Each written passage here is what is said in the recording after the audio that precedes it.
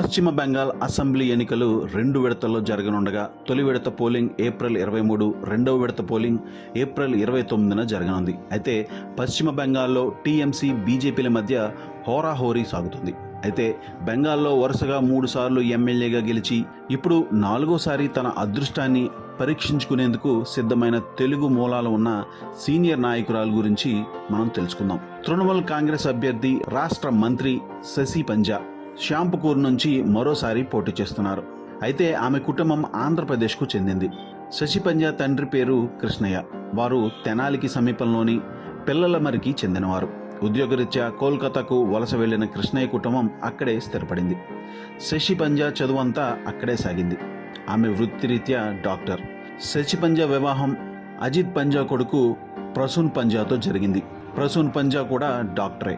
అయితే ప్రస్తుతం శశి ప్రసూన్ పంజా దంపతులు టీఎంసీకి మద్దతుదారులుగా ఉన్నారు. శశి పంజా తెలుగు కూడా మాట్లాడగలరు. శశి పంజా గైనకాలజిస్ట్గా ప్రాక్టీస్ చేస్తూనే 2010లో కోల్కతా మున్సిపల్ కార్పొరేషన్ ఎన్నికల్లో కార్పొరేటర్గా ఎన్నికయ్యారు. 2011లో శ్యాంపుకూర్ నియోజకవర్గం నుండి టీఎంసీ అభ్యర్థిగా బరిలోకి దిగి విజయం సాధించారు. అయితే ఆ తర్వాత కొన్నేళ్లకే మమతా బెనర్జీ క్యాబినెట్లో చోటు దక్కించుకున్నారు. ఆ తర్వాత 2016, 2021 బెంగాల్ ఎన్నికల్లో కూడా శశి పంజా మళ్లీ శ్యాంపుకూర్కు నుంచి పోటీ చేసి విజయం సాధించారు.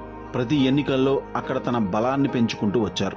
శ్యాంపుకూర్ నియోజకవర్గం కోల్కతా నగరంలోని ఒక కీలకమైన పట్టణ ప్రాంతాన్ని కవర్ చేస్తుంది.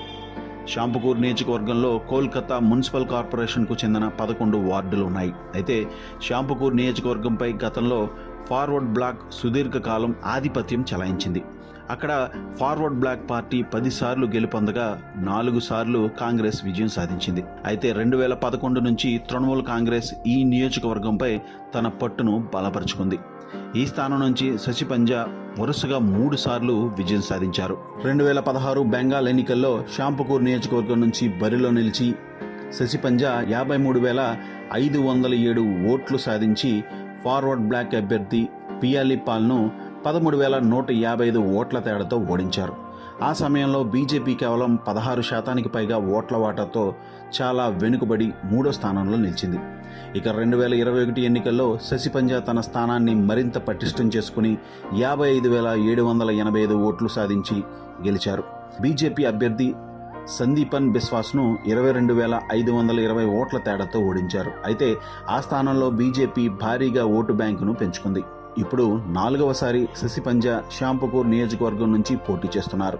ఈసారి అక్కడ శశి పంజా బీజేపీ అభ్యర్థి పూర్ణిమా చక్రవర్తిల మధ్య ప్రధానంగా పోటీ నెలకొంది.